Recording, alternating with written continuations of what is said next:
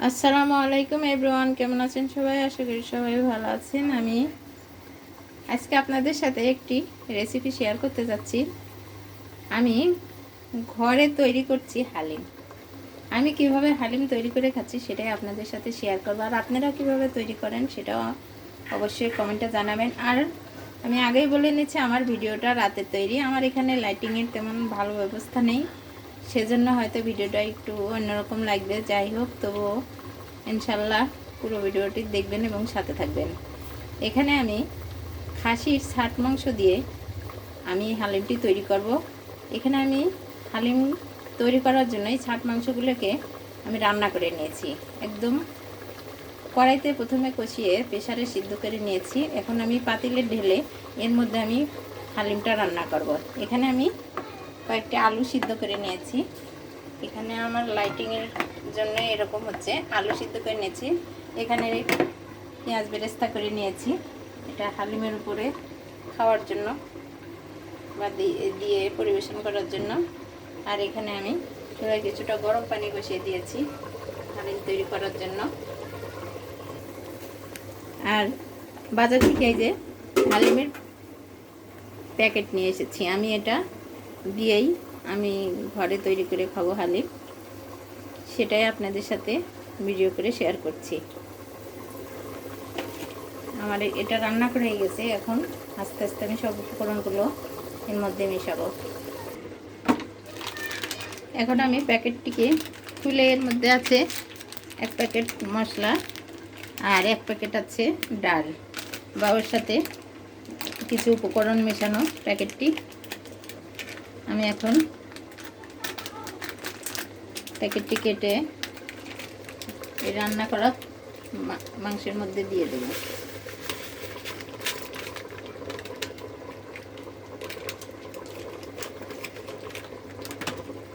এইসব উপকরণগুলো দিয়ে এখন আস্তে আস্তে এগুলো নেড়ে ফুটিয়ে নিতে হবে, কারণ এর মধ্যে চাল ডাল মেশানো থাকে, সেগুলোকে ফুটিয়ে নিতে হবে।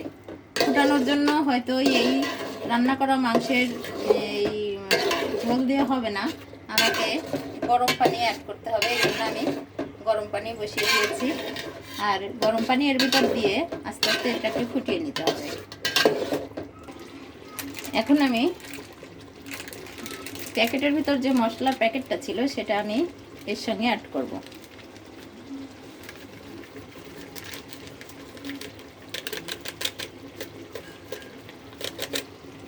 পুরো প্যাকেটটা আমি ঢেলে দিয়েছি। এখন এর সঙ্গে মিশিয়ে নেব নেড়ে, কারণ এই প্যাকেটটি দেওয়ার পর হালিম হালিম একটা ফ্লেভার চলে আসবে। দেখেন কালারটা অনেক সুন্দর হয়েছে, যেহেতু আমার লাইটিংয়ের জন্য এই কালারটা একটু অন্যরকম লাগছে, তাছাড়া অনেক সুন্দর একটি কালার এসেছে। ভিডিওটা আমি রাতে করব সেরকম কোনো চিন্তা ভাবনা ছিল না, হঠাৎ করে তৈরি করে খাওয়া, তারপরেও আপনাদের সাথে শেয়ার করছি, সেজন্য আমি দুঃখিত লাইটিংয়ের জন্য। এদিকে সিদ্ধ করা আলুগুলো একটু আধা ভাঙা করে নিতে হবে, এভাবে একটু আধা ভাঙা করে নিতে হবে, তারপরে এর সঙ্গে মেশাতে হবে। আর এদিকে সবসময় আপনার নেড়ে না দিলে লেগে যাবে। এর ভিতরে চাল ডাল আছে, যেহেতু ঘন হয়ে গেছে সেজন্য আমাকে এটা বেশি করে নাড়তে হবে। এখন আমি আলুগুলোকে দিয়ে দিচ্ছি, দিয়ে আবার একটু নেড়ে দিলে মিশিয়ে নেব।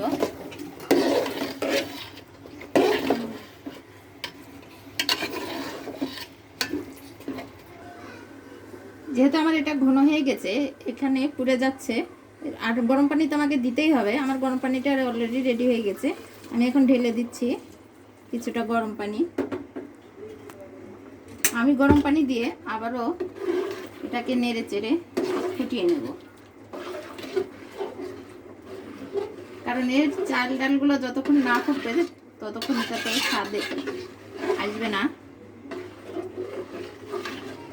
এটা পুরোপুরি ফুটিয়ে নিলে এটার একটু